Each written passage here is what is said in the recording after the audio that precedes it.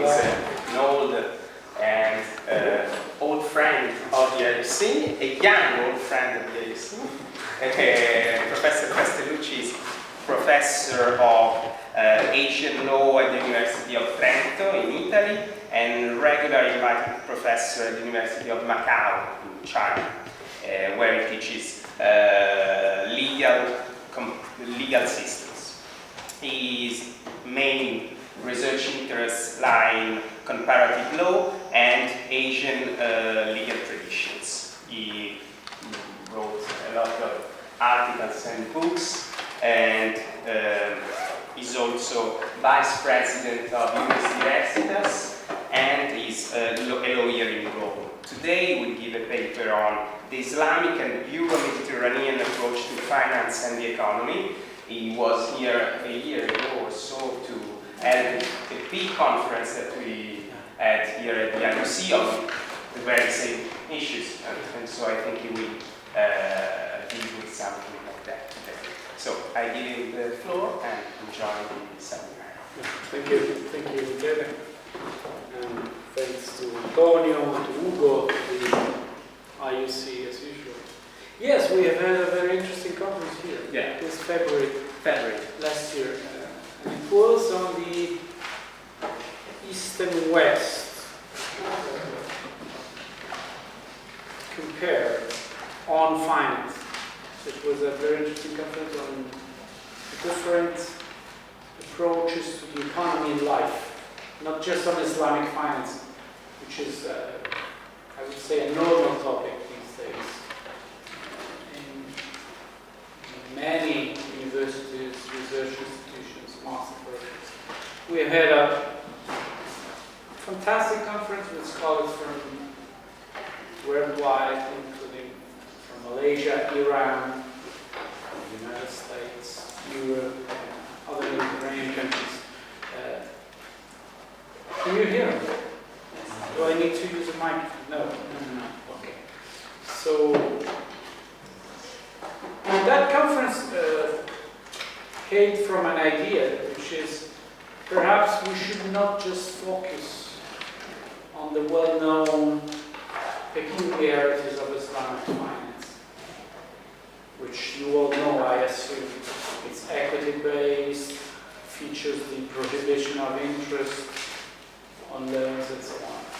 So the idea was, let's see why this prohibition, and let's see whether this prohibition corresponds to an economic model, which is alternative perhaps to the prevailing global economic model which we know.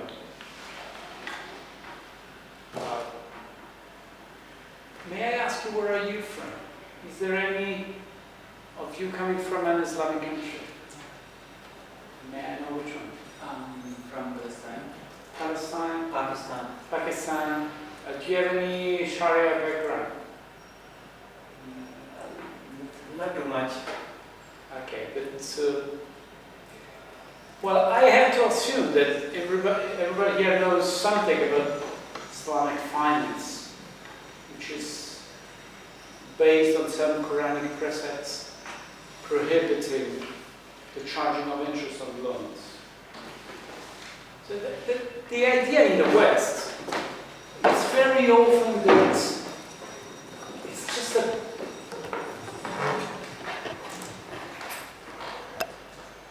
very singular prohibition hidden from the Holy Book of Islam and related to some specific Arab tradition in the Middle East in the 7th century.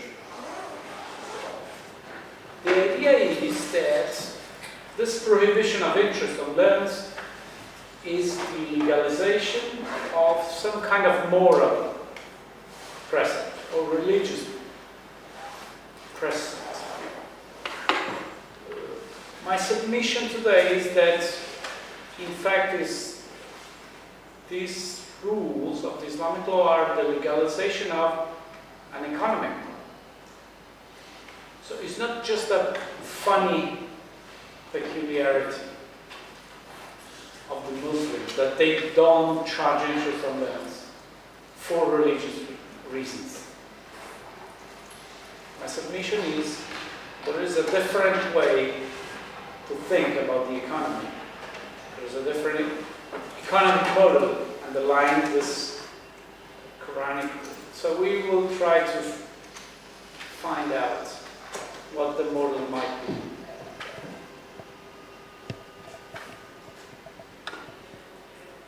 Why we want to do that? Well, first, because it's interesting.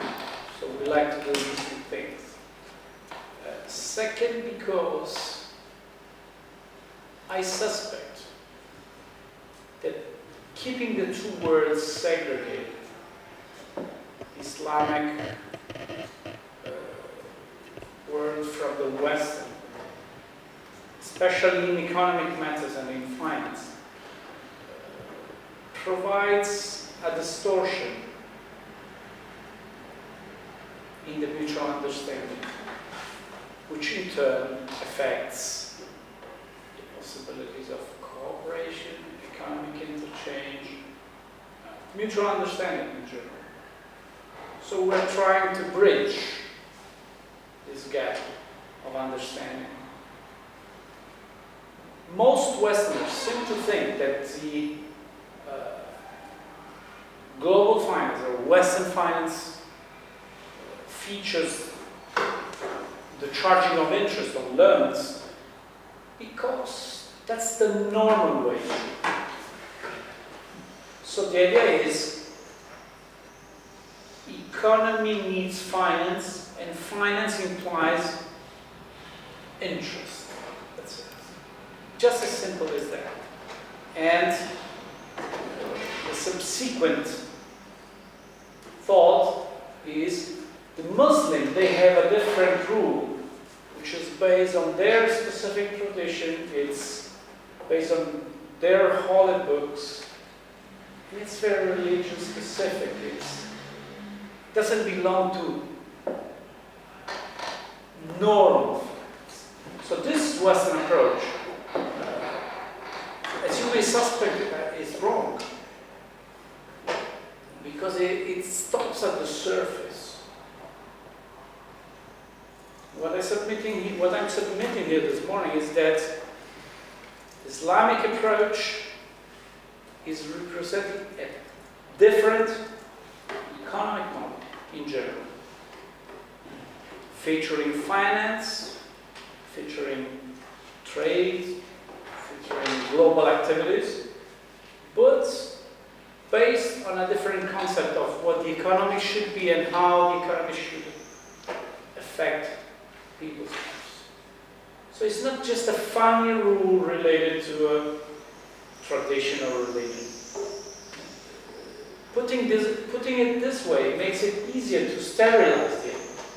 No, this is just religion, it's their tradition, it's specific, nothing to do with normal finance. That would be a possible description of the Western approach in this case, which is obviously wrong and which is quite common. In fact, we will start from a long time ago. In fact,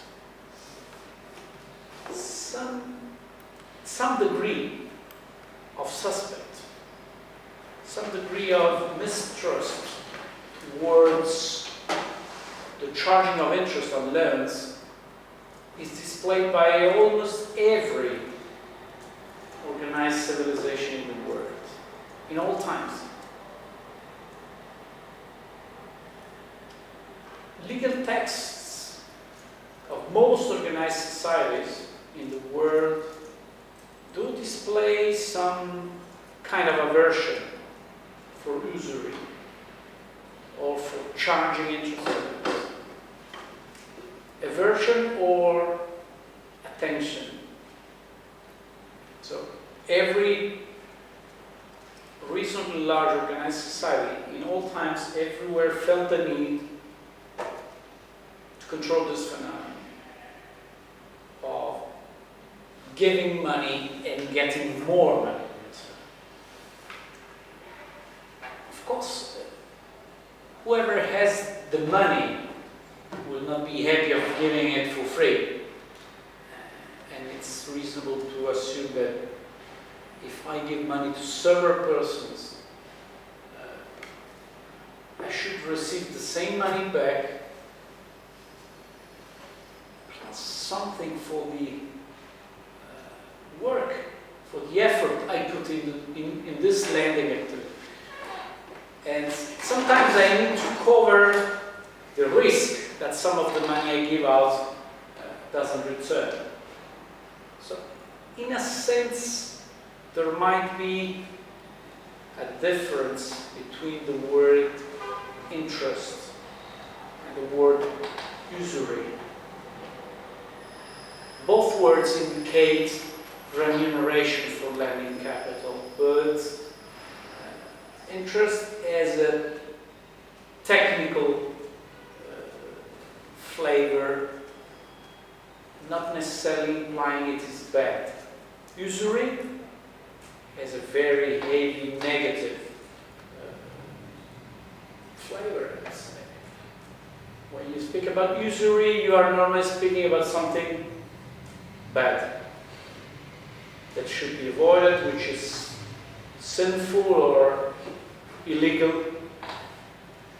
So in many societies there is this distinction between charging something for lending money, which is legal, and a larger amount which is not acceptable. The Islamic sources, though, only use one word, riba, which is normally translated as interest, and all types of riba are forbidden. So apparently, the Islamic sources do not allow any form of remuneration for the capital lent. This is a problem for the mercantile world, the Islamic world, because of course trade requires finance, and finance somehow can be provided if there is some remuneration. And the Islamic scholars have studied for centuries now to understand exactly which is the meaning of this prohibition. And literally, the solution is that it is prohibited completely, because that's the text. And as you may know, in Islamic law, the scholars don't have the authority to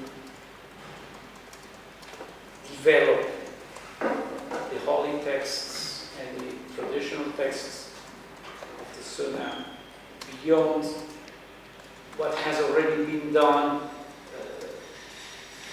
around the middle of the 11th century. At some point, Islamic law had been developed, and consensus was developed that from that point on could not be developed further through scholarly interpretation. This is the theory. And then, in fact, Islamic scholars are very good, just like any other legal scholar worldwide, in working with their texts, developing them and using them as tools. The theory is that you may not change the Sharia rules through a human activity of interpretation. So this is a problem for the Islamic scholars and for the Islamic economic world, because finance was at the same time necessary for development and prohibited. So, and a lot of instruments were developed in the Islamic tradition to permit financing of business ventures without violating the law. These instruments were normally based on equity and substantial transfers of equity, or on the transfer of enjoyment rights on some kind of equity. In the West, you will need to buy a house, you go to the bank, you get a mortgage, you get 100,000 euros, you buy your house, and in due course you pay the mortgage back to the bank, and at the end you will have paid 150. So this difference is remuneration for the loan, and in one word, it's the interest the bank is charging. This is not acceptable in the Islamic law, so the trick or the solution would normally be that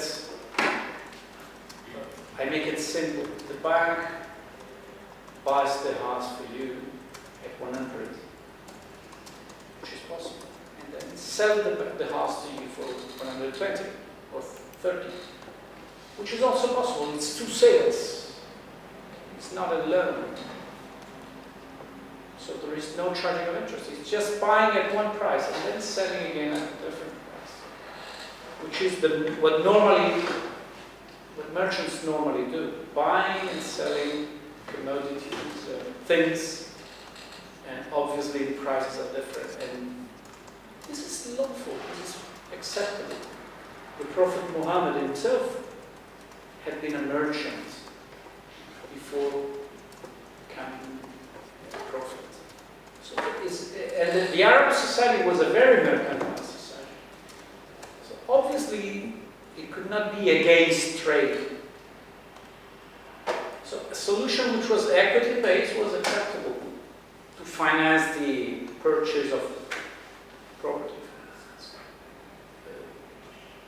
So there is a number of mechanisms which have been developed in the classic Islamic law to finance purchases or to finance economic ventures.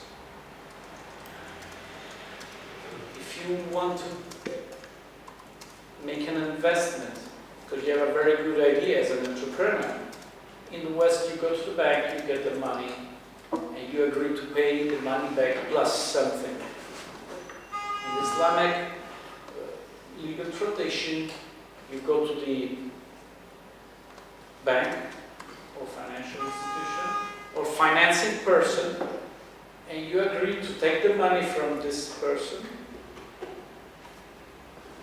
and the agreement is that this person is participating in your venture. So it's sort of risk sharing based. If your investment is successful, they will get one part of the advantage. If your investment is not so successful, they won't get it. In principle, if your investment is disastrous and you lose whatever effort and resources you have put into it, the person financing you will also lose whatever he provided you.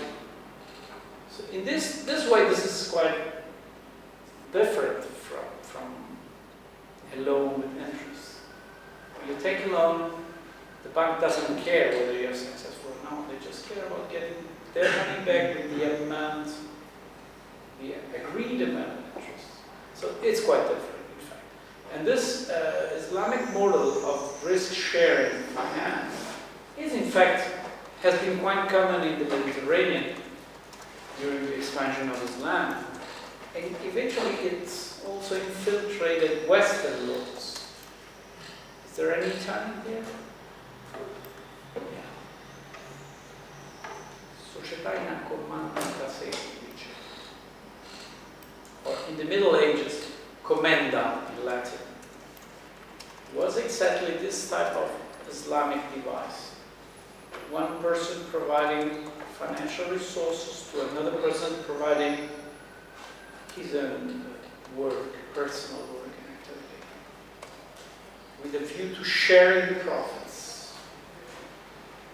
And in the case of bad luck, sharing the losses as well. But this is the principle, and it's still in the Italian civil code.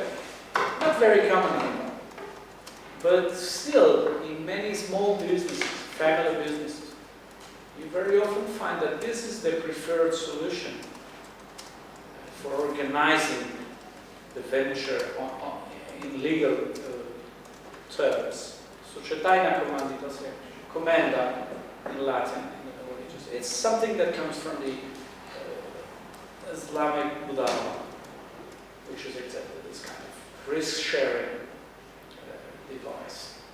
So it was either risk-sharing devices or equity-based transactions like buy the house and sell it back to the real final buyer with a spreading price, which is paid for the financial service. These tricks seem complicated to a Westerner because Western law has been developed through the century based on the different idea that you can agree whatever you like when you conclude a contract. So you agree, you get the money, you agree to pay back more than that, and this is perfectly legal. And this produces a very simple legal mechanism, which is effective. If it's effective and simple, this also means it's cheaper. Risk-sharing transactions or equity-based transactions are more expensive. For instance, because you have to buy twice the house.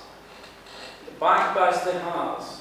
The bank sells the house to the final buyer. So it's two conveyances, it's two property transactions. This means probably you have to pay taxes twice on this transfer of property.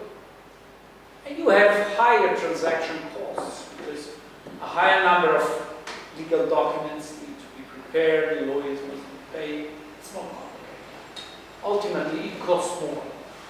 So obviously, the Westerners, most of the Westerners, don't see the advantage in the Islamic approach.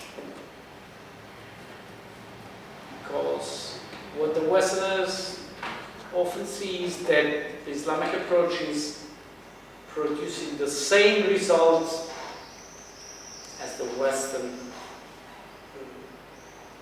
techniques with higher costs and in a more complicated way, just to negotiate, to find a solution around a prohibition which is in the holy text but doesn't make very much sense for Westerners.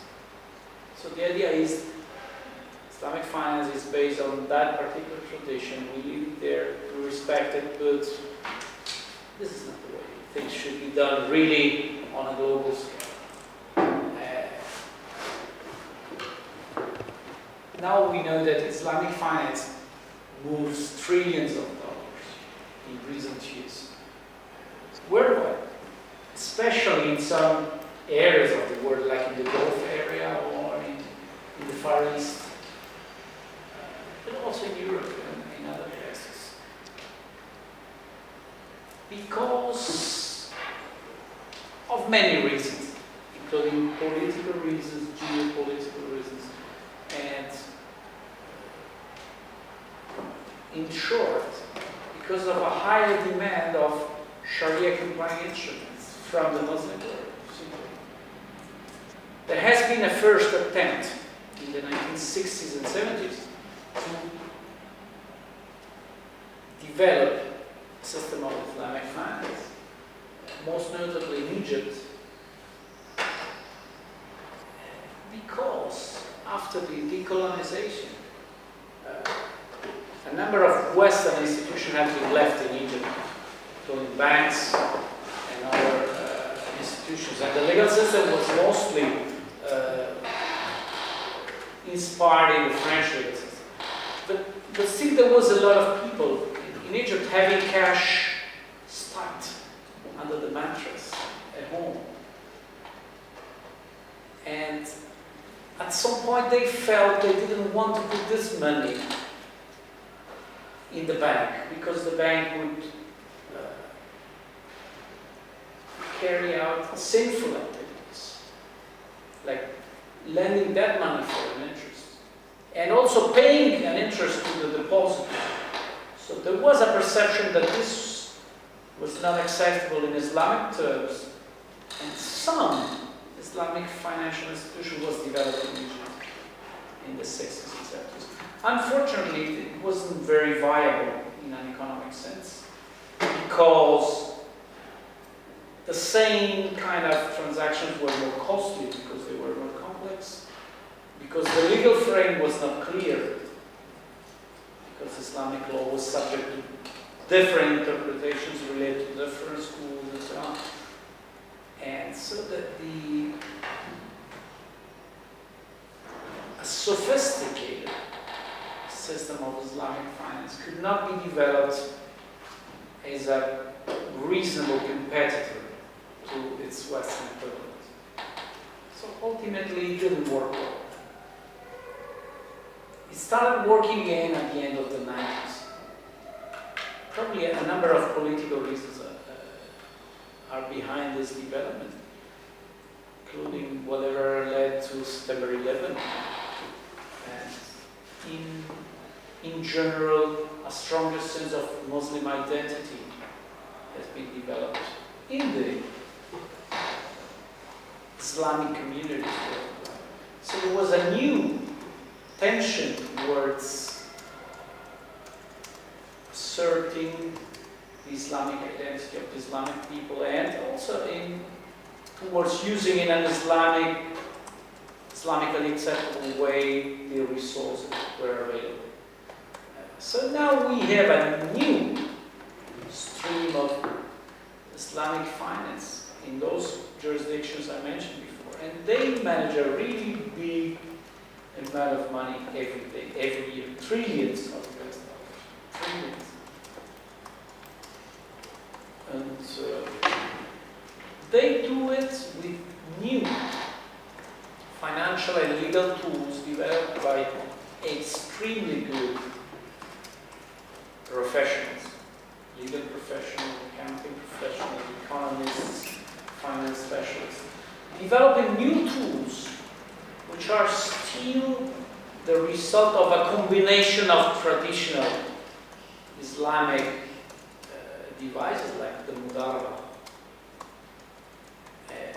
made enormously more complex with a number of ramifications to reproduce Western financial transactions, which are also available on the global markets. So we have this word of global Islamic finance, which can be considered a specific sector within the global finance, a part of the lex mercatoria, if you want.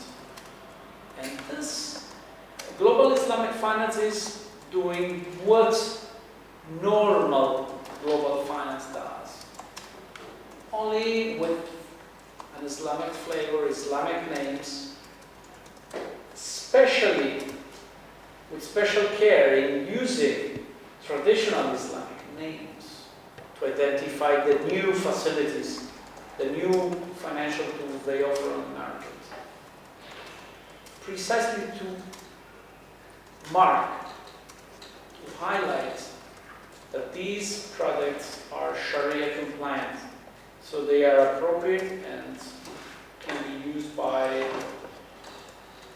Muslim citizens, institutions, governments. And so you see enormous amount of money moved daily by sovereign funds in the Gulf area, participating in this financial operation. And they are, as I say, very complex products because they reproduce the Western counterparts with more complexity, because they have to be equity-based, because they have to be risk-sharing based. They cannot just be loans. You cannot just agree on a clause where you agree to pay more than you receive. You have to put it in a different way. And of course, there must be conditions also related to the specific sectors where this money is collected may be invested. So Islamic products, financial devices provide financing, but not for the production of alcohol or provide money to food industry if pork is involved, or prostitution, or weddings, and so on. That's one of the conditions for a financial product to be Sharia compliant. So in every Islamic financial institution there are Sharia councils analyzing the acceptability from a religious point of view of the financial tools which are developed by that particular institution. So it's like any other financial institution, but they have, so to speak, one more department, which is the Council of the Ulamas, which sits in every financial institution to assess the acceptability of all the facilities the institution provides to the market. So they have to approve the standard forms, they have to approve the schemes that the institution wants to offer on the market. And this, as you can imagine, is also an extra cost. So there is a number of extra costs associated. But the operations are so sophisticated, more and more, that this extra cost with respect to the Western equivalent is becoming smaller. They are very sophisticated. And that smaller spread is probably considered acceptable by the Islamic communities, using those instruments as the price for being Sharia compliant, which is in itself a value if you're a Muslim. You don't need a special reason to be Sharia compliant. You just do it because you're a Muslim. You don't need another reason to do that. You just do it because you want to do it, because it's your nature to be Sharia compliant. So if the price is acceptable, you do it. It was very different in the 1970s in Egypt. The different performance was very different compared to the Western banking and Western finance. But now it's more and more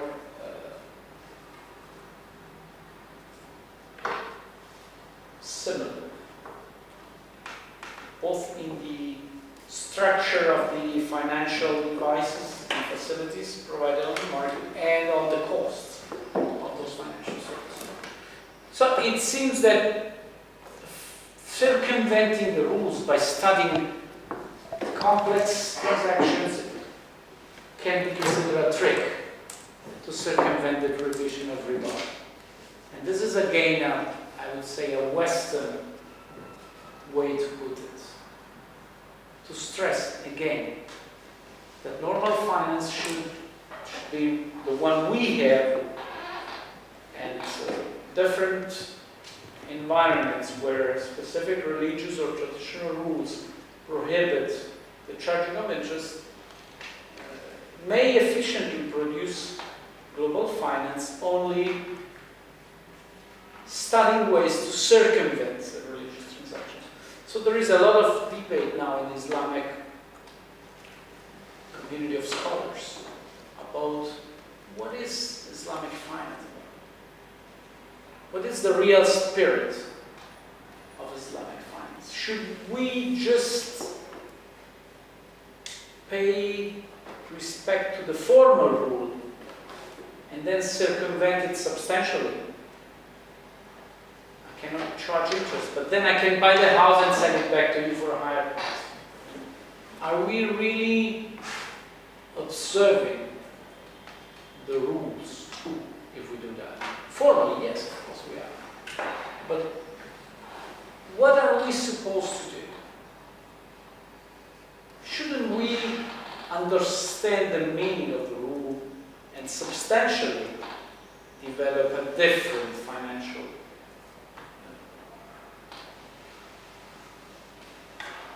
frame so that the economy and finance can be developed in a different way from the West, more just, more equitable? So this is the debate. The mainstream Islamic lawyers still think that the acceptable way to provide finance is to observe the formality of the rules. So doing all this kind of very specific Islamic transactions equity-based or risk-sharing based, is still the acceptable solution to be Sharia compliant. So this formal approach doesn't give much attention to the substantial needs of producing a more just economic development or more equitable financial service. Muhammad Yunus, the Nobel Prize from Bangladesh, who is a Muslim, of course, in the beginning of his career as a micro-lender in Bangladesh, suffered a lot of problems from the local Muslim communities of Bangladesh, based on the fact that he was providing microcredits, charging some interest. Now it is recognized that whatever he has done was good for the development of his country. But the initial approach was charging interest, not good. So very formal rather than substantial. And there is a debate now. But still the mainstream is with the formalist approach. Because based on the idea that God is in the details. So we cannot possibly understand why Allah decided to write that particular rule. We cannot possibly understand all the implications of that rule. We have to follow it. And if we follow the rule strictly, carefully, conscientiously, we won't be wrong. So this is still the mainstream approach in Islamic law. But there is debate.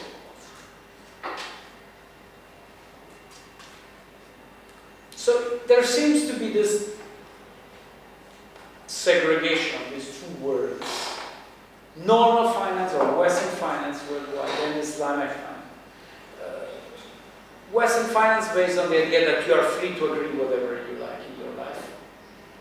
So if we are free, why I cannot agree to pay more than I receive? I need the money now.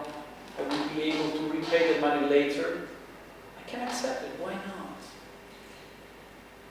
But everybody can also see that an excessive recourse to debt can be disastrous for debtors, for individual debtors, and also for nation states. There are some states, most notably there have been states in Latin America at the end of the 70s or early 1980s, that were not able to repay their foreign debt because every year they were supposed to pay interest in an amount which was higher than their GNP. So whatever I make every year is not enough to pay the interest on my debt. This means I will never be able to pay my debt. This means I will have to pay my entire GNP every year to the financial institutions forever, potentially. Because the capital will always be there, outstanding. And I will only have to pay so much just to pay my interest. So obviously this is unacceptable, and beyond the many political initiatives, there has been some attention recently also devoted to this problem in the General Assembly of the United Nations, eventually leading to recommendations and other documents aimed at promoting restructuring some of these countries to make it possible, to make it bearable, to make it sustainable, to avoid the consequence that somehow Allah and Prophet Muhammad seem to have foreseen 1400 years ago somehow. So of course the financial mechanisms can produce a very significant increase of figures in the general economy. If you count how much money is circulating, figures, abstract figures, based on the total amount of financial operations which are open at any specific moment, you will see that the figures are very high because of this financial figures adding weight to the figures of the regular or equity-based economy. So GNP will soar if you allow more unrestricted financial operation to take place. At the same time, it is possible, it is likely that the divide will increase between persons and institutions in control of the financial mechanisms and the others. Because these big numbers mean that a higher number of resources can be controlled by the creditors, in a world of creditors and debtors. Because financial mechanisms are basically figure generating devices that generate figures which correspond technically, legally, and economically to credits and debts. And normally those credits are on the side of financial institutions providing capital for the general public through financial mechanisms. So what is striking is that this world that we can observe nowadays can produce bubbles, speculative bubbles, can produce world crises as we are observing now. And what is funny is that we can observe that the three monotheist religions, the three main Western monotheist religions, all prohibited the charging of interest. 1400 or 1800 or 3500 years ago. Somehow expressing the view that allowing that kind of transaction would be unhealthy for the general economy and for the community. And this is funny because it's not just the Islamic tradition with one particular rule in the Quran. It's the three main Western religions expressing the same rules. In the Deuteronomy, in the Old Testament, there are a number of rules prohibiting the charging of interest, which became part of the Jewish law, Jewish traditional law. And the rule was very clearly expressed that you shall not charge interest to your brother. That was the rule. Which explains why historically the Jewish communities worldwide did provide financial services to others, but it was considered illegal and sinful to charge interest within the community. So there was a clear us and them approach there. Us versus them. It was a defensive offensive approach behind that provision. And Saint Ambrose, one of the fathers of the Catholic Church in the 4th century, expresses a similar view, like charging interest is like an act of war. So you can do it on an enemy. You should not do it on a brother. And the Quran prohibits charging of interest in the most general terms, but also there are fatwas and scholarly writings about the possibility for a Muslim to engage in prohibited transactions when he or she is located in a non-Muslim country, based on the same doctrines that permits the Algerian soccer players to eat during Ramadan because they are playing at the World Cup. So the idea is, if you are abroad, if you are expanding Islam, if you are at war against the unfaith, you can use prohibited means to reach the result. Because the rule is that you should not weaken Islam. You must be able to resist and prevail over the unfaith.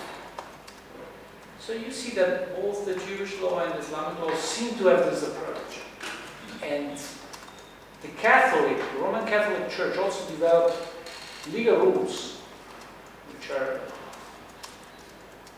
very technical, very well developed within the canon law, starting from the early centuries of the Roman Church in the 4th century, prohibited the interest.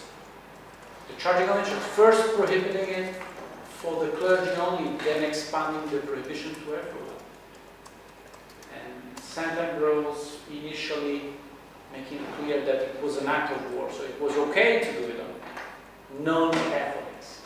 And then the church expanding the idea later on, in the 12th century more or less, to clarify that it was unacceptable to charge interest to anyone, with the church excommunicating the kings of Europe, enforcing usury laws, and considering ideologies supporting the charging of interest as heresy. So also the canon law had that kind of prohibition. So it is not just a prohibition based on some peculiarity of Islam. I would say that this is more consistent with a larger, deeper, more ancient Euromediterranean archetype, because it was there before the Prophet came on earth, because it was in the Roman law somehow, because it was in Jewish law and the Roman Catholic law. So everywhere around the Mediterranean basin, religions and laws and secular laws developed tools to prohibit or control the charging of interest. There was obviously the idea, the knowledge, or the knowledge that permitting this phenomenon unrestrictedly would generate unforeseeable consequences to some extent. And whoever was in charge of governing a society wanted to keep this phenomenon in check. If we go on and analyze, as you may have understood now, my submission is that the prohibition of interest is not just a funny rule in the Sharia, but is the legalization of an economic mode which is common to Middle Eastern and Western cultures before the 16th century. Canon law during the Middle Ages developed through legal scholarship this very similar legal mechanism to permit financial activities despite the prohibition of interest, based very often on very similar arguments to those used by the Islamic scholars.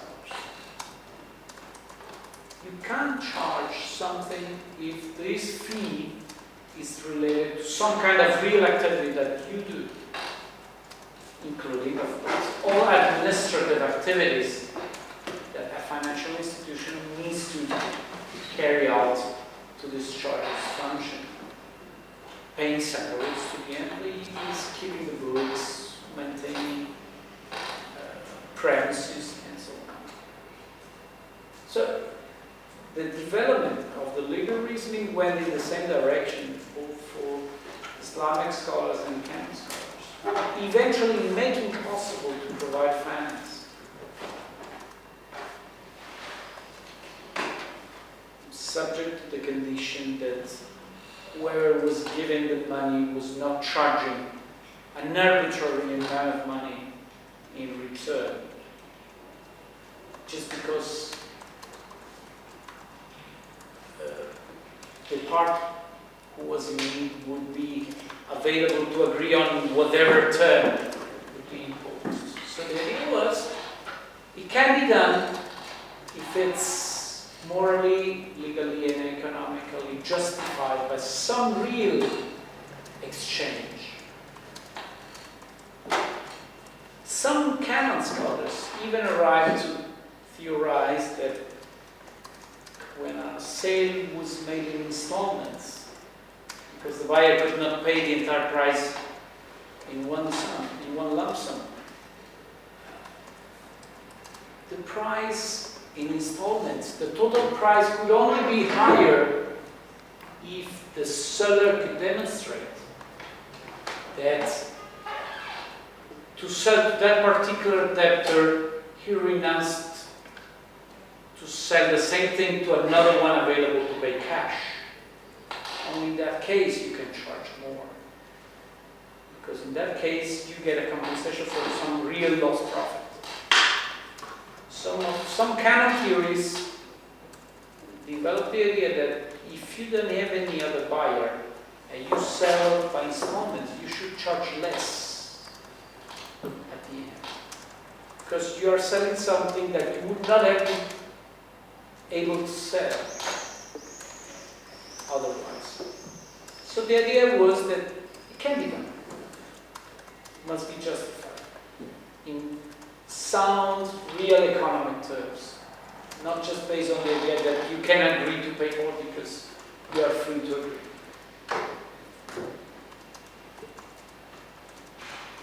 Even the very Catholic Church engaged in financial activities, developing lending institutions, pawn-based institutions, that would provide money to those in need. The Mons Pietatis would be called. And the idea was, we provide this service, we the church provide this service ad maiora mala vitanda, in Latin, to avoid that you go somewhere else and you pay more, we will give you this service. The very church engaged in lending money, initially charging some fees for the services calculated according to the real costs and lost profits and administrative costs for managing the institution, and eventually becoming acceptable that all those costs would be compounded in a reasonably calculated, pre-calculated, can we say interest rate, or percentage. So eventually you do it, but the why and the way are different. You do it, but the justification is not the common one that you just pay because you get the money. And this religious rules in the three major monotheist religions of the West,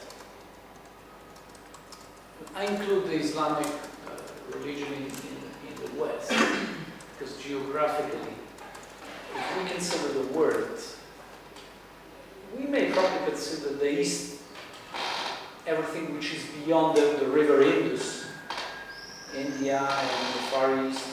So the Muslim world, which is normally associated with the Middle East, has been for many centuries mixed with Mediterranean cultures, with the Western cultures. And we know that a lot of the Islamic law, especially in the mercantile activities area, a lot of Islamic law has infiltrated Western laws, modern Western laws, including common law. We we already mentioned the comandita, the commenda, which was the European name for the Mudaraba, which is present in all civil law countries' codifications, but also a number of Islamic inventions are well present in the common law world, like the check, al-sak, which is whatever you do when you sign a check on your banking account. You are doing an Islamic operation, at least. It was an invention of the Arab merchants, and it's still used worldwide.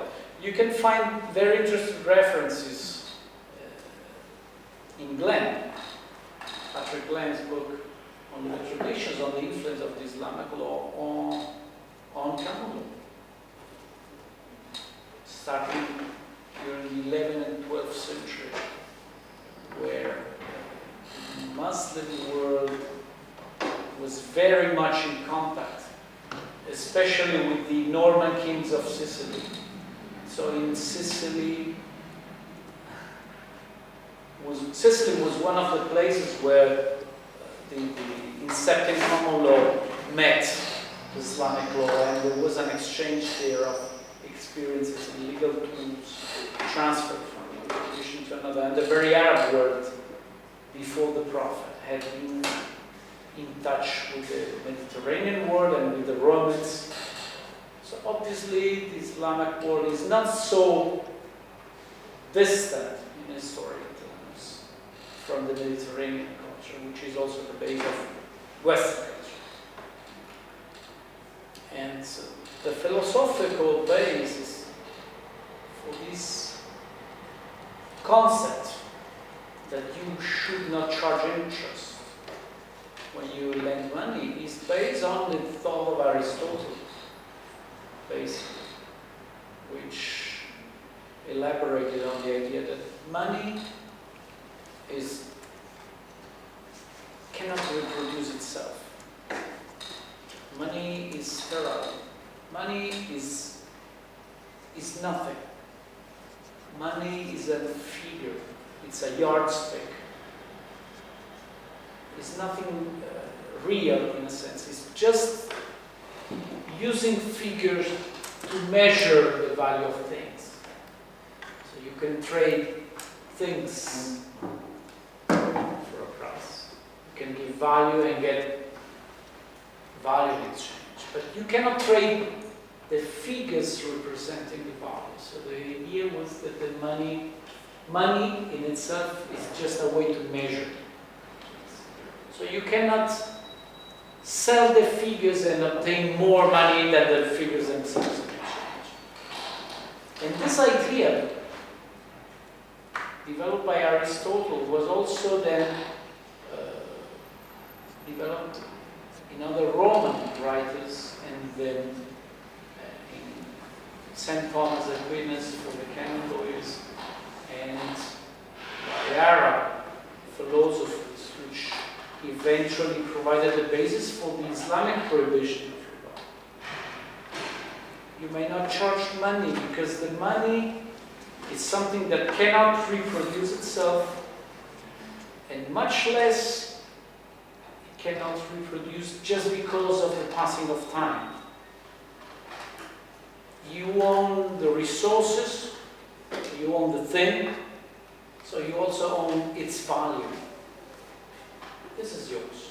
But you don't own the figure representing the value. And you don't own time, which belongs to God. So you cannot possibly make money just because time goes on, time passes, and because you have figures written somewhere on a book. So this idea was based on a fundamental concept shared in all Mediterranean cultures that money is a yardstick. Money is a yardstick. It's not real. The modern Western concept on which the Western global finance is based, and even Western common finance in any domestic bank, is the reverse. is the modern idea, Western idea, that money is real. The figures represent actual credits and debts. And as such, they can be circulated. So, if I have this bottle, I can sell it and get some value in exchange. I get rid of the bottle and I get something else. If I have the bottle and the worth of this bottle is 5 euros, in a sense, I'm trying to make it simple. If I keep this bottle in my safe, locked, and I have the 5 euros on my books, because it's the value of the bottle. If the money is a yardstick, I cannot just sell the figure. I have to sell the bottle. If money is a credit, that number 5 on my book is an asset. I can sell it. I can sell the number 5. You can buy it for 6. And you can sell it for 7. And somebody will pay 9 for that figure.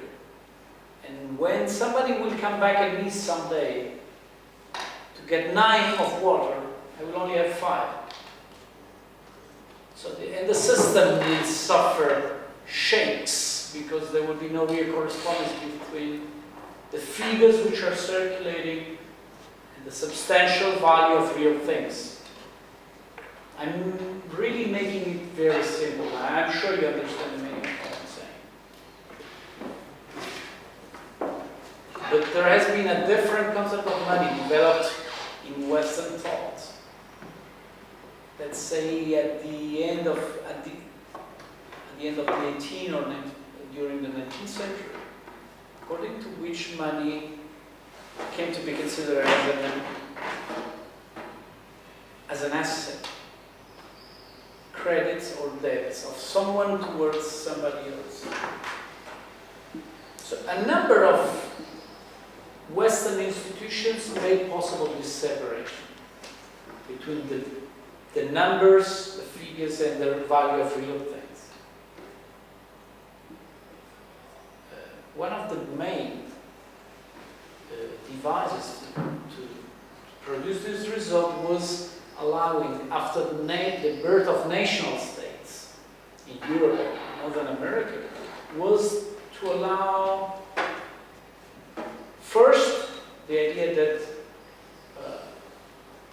money could be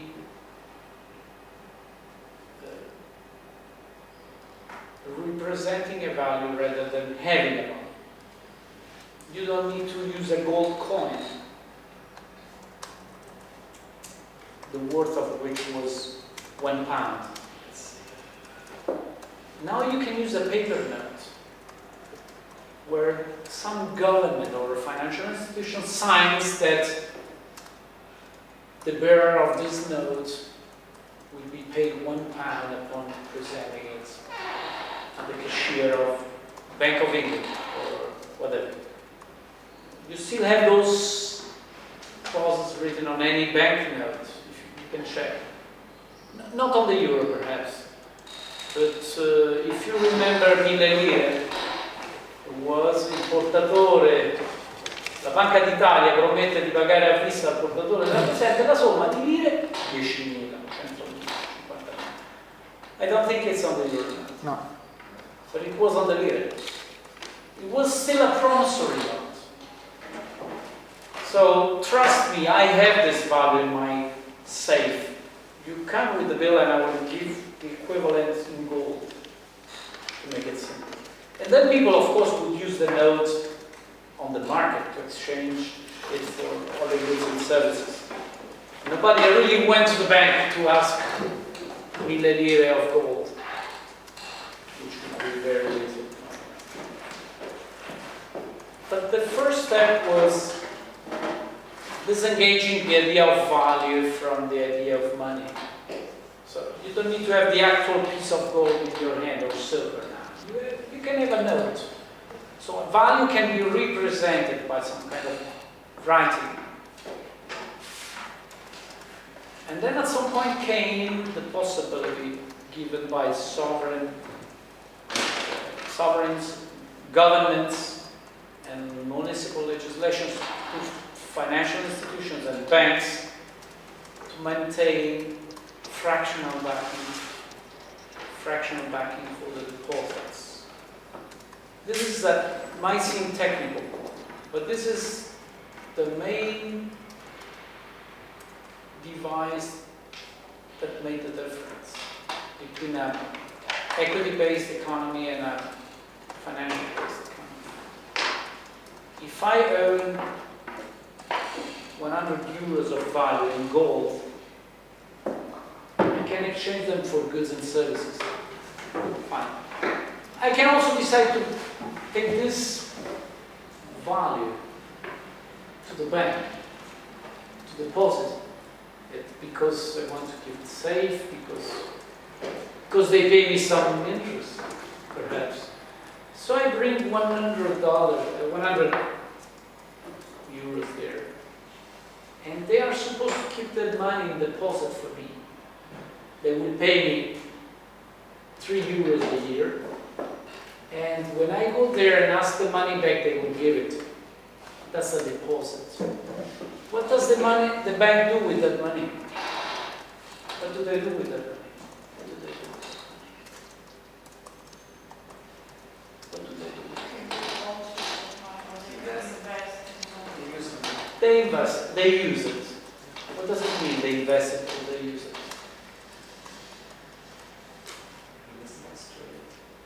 In business or they? Yes, of course. But what kind of facility or device or legal tools they use it to use it? Contracts. Contracts of what? Contractors, mortgage contractors, period contracts. I didn't hear you, but can we say they lend the money? Yes. May we say that? Yes, sometimes. They lend the money. Yes. And they charge an interest for that, which is okay. The point is, I want my $100 back. I deposited the money there. Any minute I want to walk in the bank and get the money back if I like.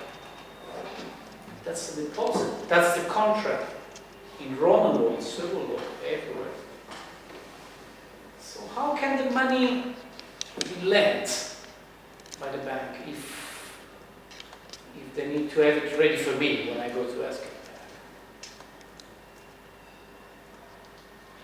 They can lend the money because the banks are only obliged to keep fractional backing for the deposits.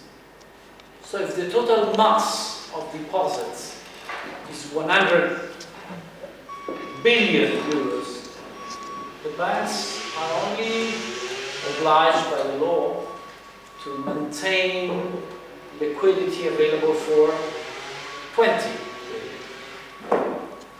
Because statistically that should suffice to, I make it simple, to give the money back to depositors asking for their money. Statistically, 100 million deposits will mean that probably 8 or 10 million will be taken back this year. So let's keep it safe. We will keep 20% fractional backing of the deposits available, liquid. More than enough. And the other 80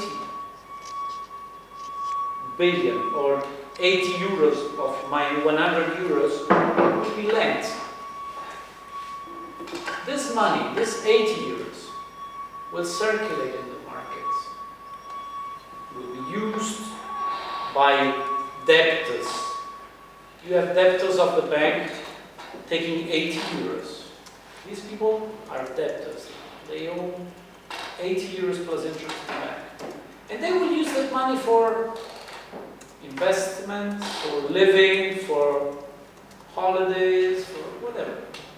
The money will circulate and eventually will return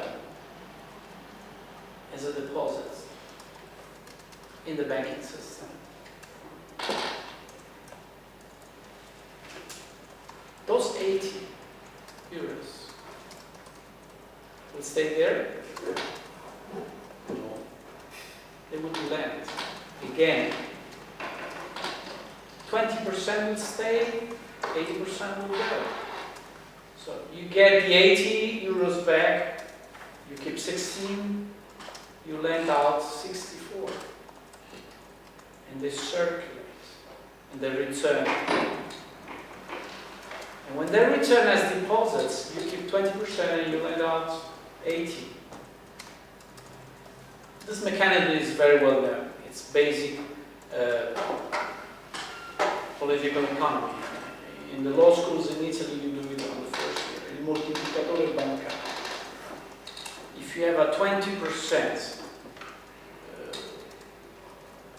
obligatory reserve, this means that the amount of resources circulating will be 5 times as much as the original value deposited within the system. There is a very simple equation to calculate. 20% means 5. Fractional banking of 20% means that I go to the bank with 100 euros of real value. I put it there, I get 3 euros a year. And the banking system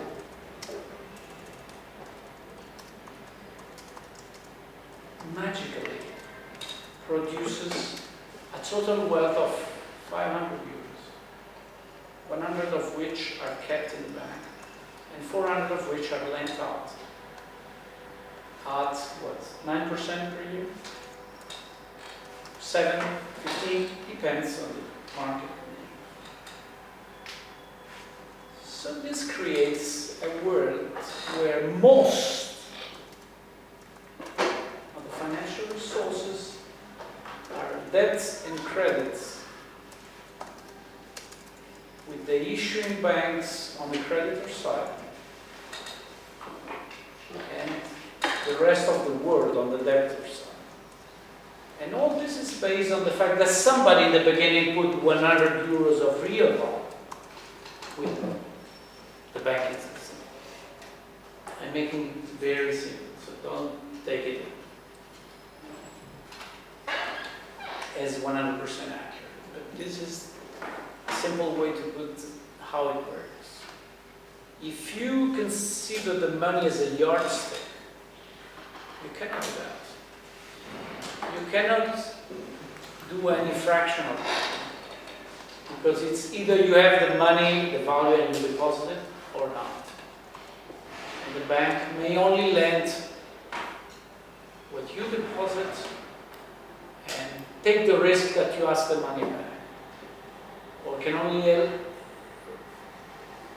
lend a fraction of what you deposit. But the obligation to be ready to repay the depositors would prevent the system from producing this spiral of figure production, which is made possible by this mechanism of fractional banking.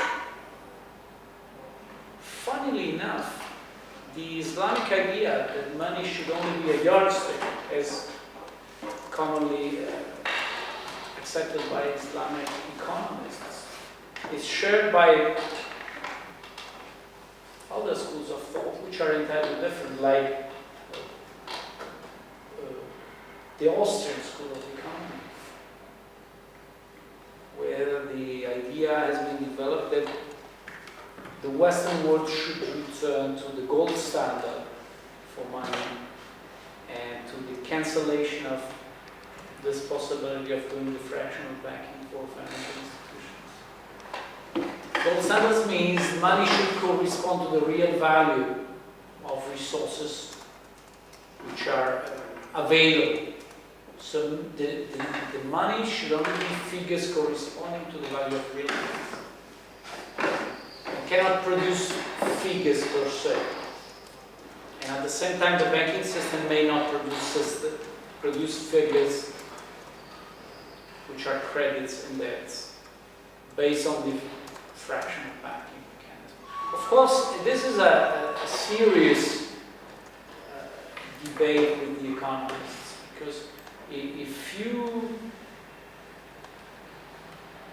adhere to this approach, you would see that governments will lose powerful instruments for economic policy, because printing money, changing the real value of money, or providing liquidity that can circulate can be important tools for economic governance. So of course, an equilibrium must be found.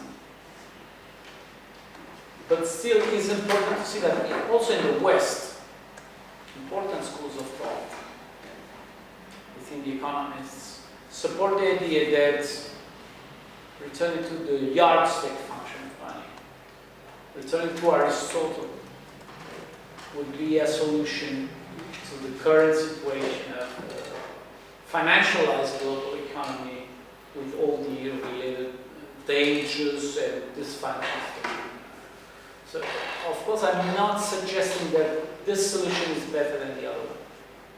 I just want to mention that other ideas exist. And I just want to suggest here that the Islamic rule about prohibition of riba is not the legalization of a moral, culture-specific, religious precedent, like they don't eat pork or they don't drink alcohol. That prohibition is the legalization of a fragment of an economic model, which could be alternative to the one we observe now as being prevalent. And moreover, to an economic model which has been common to the East and the West for many centuries, until the end of the Middle Ages. Even not just in the law and in the economy, but even in culture, in general culture. Europe, Western Europe, has displayed an aversion for usury, which is quite consistent with Islamic rules and the canon rules. Shakespeare, The Merchant of Venice, provides a significant image of this. The old Scrooge is made fun of eventually because it's a comedy. But certainly the comedy displays this aversion often in the public, generalized aversion towards usury. And on a different tone, we may consider Dante Alighieri's Commedia, and he puts usury among the most serious sins. And usurers are in the Inferno. You can check Cantos 11, 16, and 17 of the Inferno. You will see a very interesting doctrine, so to speak, developed by Dante. Dante was not just a poet. Everybody knows who Dante, right? And the idea was that usury was a sin, a violent sin against God, together with sodomy and blasphemy. And the doctrine is developed in the Cantos with an explanation, saying that those three sins are violent sins against God because they go against God Himself in the case of blasphemy, or the nature, which is the creation of God in the case of sodomy, or human craft, work and art, as in the case of usury. And the interesting remark that Dante makes is that human craft and art are the creation of men, just like man has been the creation of God.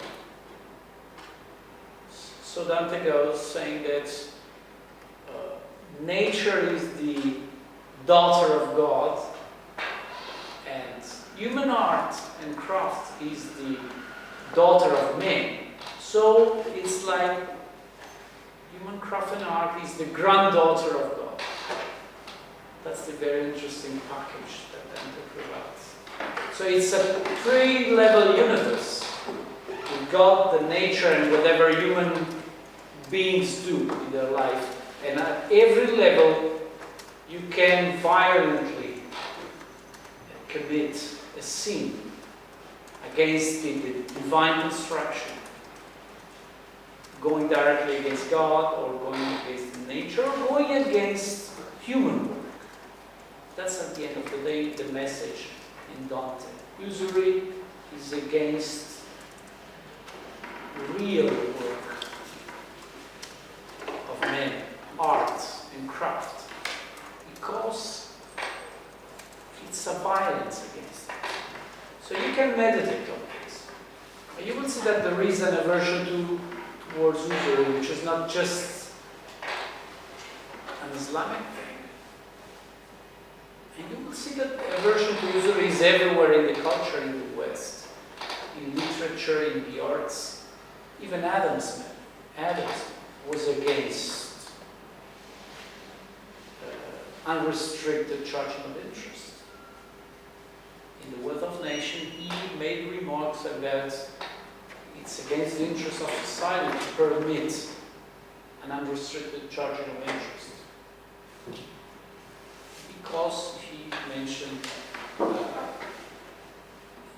allowing unrestricted charging of interest would only permit the resources to be funneled towards more risky investment.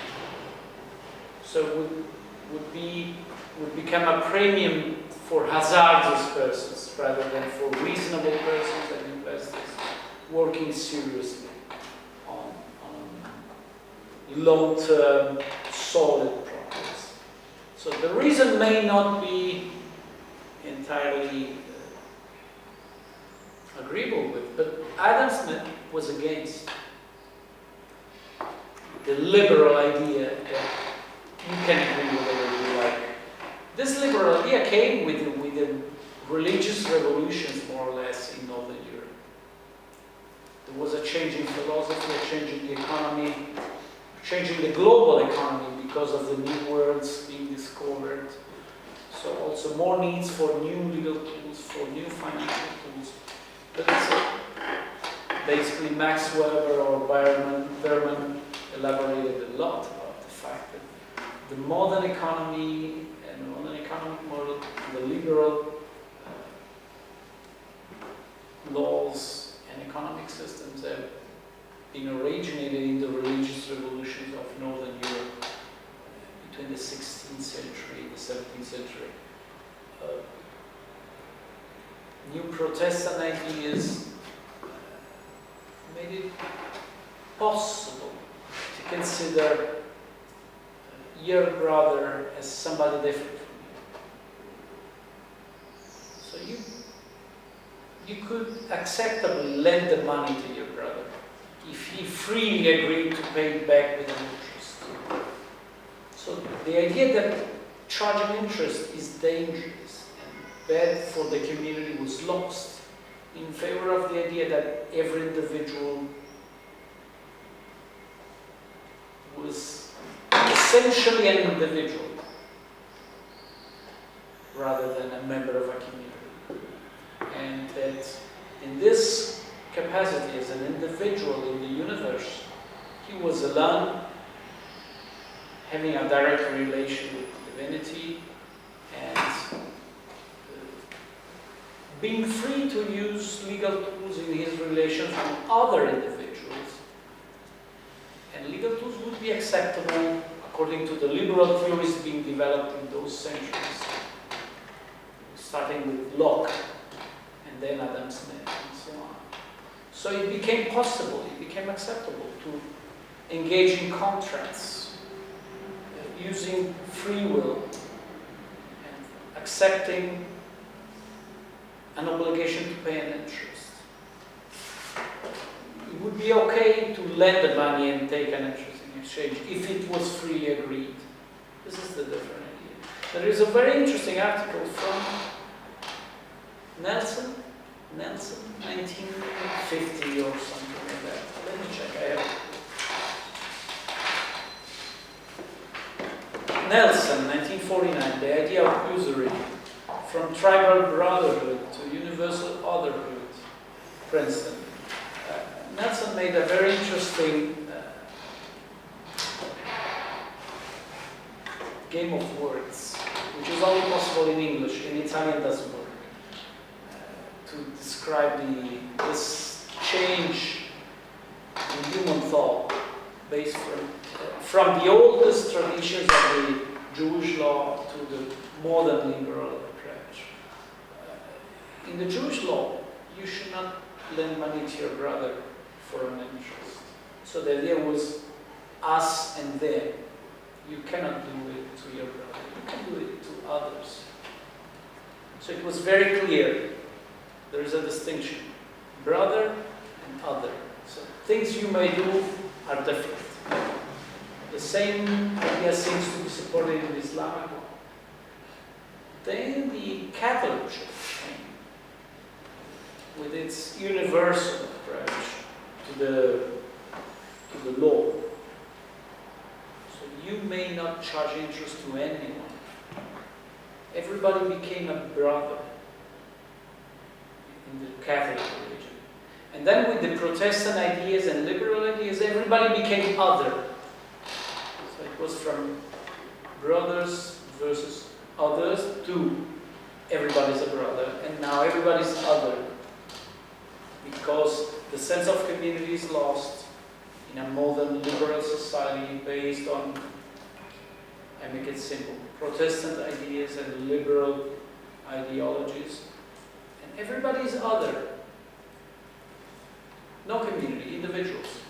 Negotiating, using free will, using the legal tools made available by the legal system, concluding contracts freely and freely agreeing to pay whatever interest they want. So this is a very interesting way to put it, and this quite famous Professor Nelson wrote this article in 1949. Unfortunately, it only works in English. Brother, other. Can be interesting and funny in English, may not be translated in other languages.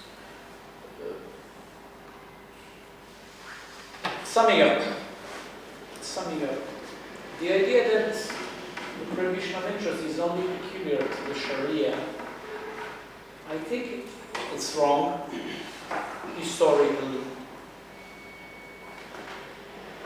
unfounded.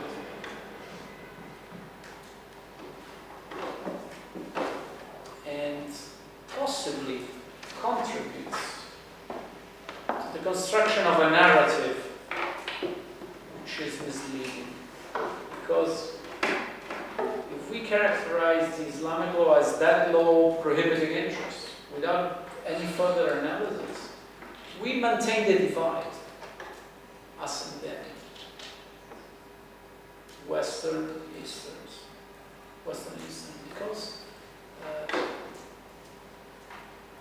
especially we refuse to see that prohibition corresponds to an alternative economic model which has been in use in the West as well. So it's more or less refusing to see. You just characterize the prohibition as a peculiarity of Islam. This is a simple way to negotiate around the problem.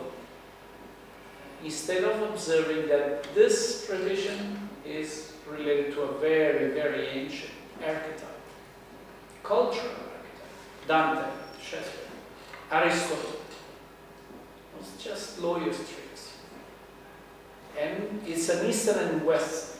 So the division is not really Western Islamic law, but is rather Euromediterranean law, economy and culture before the 16th century, and then Northwestern law, economy and culture after the 16th century. So even in Southern Europe, eventually we received the Northwestern model, and all legislations and cultures in Mediterranean countries of Western Europe consider as inevitable the fact that modern finance is the most significant part of our economies. So we tend to forget that the funny prohibition of Islamic law was actually part of our past as well. And this provides an objective obstacle to mutual understanding, and also to understanding ourselves, and also to trying and find solutions to some of the shapes and problems which are the result of the ultra-liberal, ultra-financialized economy of the West, I think. I think I will stop with this and see whether there is any question or suggestion or criticism coming from you guys, so we can have some discussion.